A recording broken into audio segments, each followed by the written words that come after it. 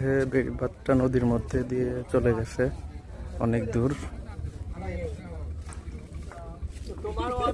আমি মানুষের মান নষ্ট করবো নাই, আমার তো নিজের একটা ওয়েট আছে।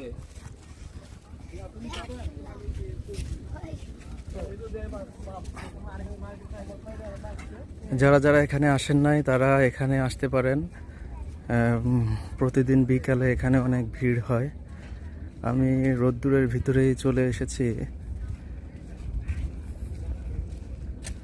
চারিদিকে নদী।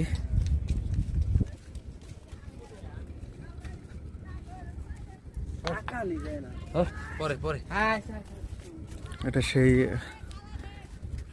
বড় নদী, যমুনা নদী যেটাকে বলে।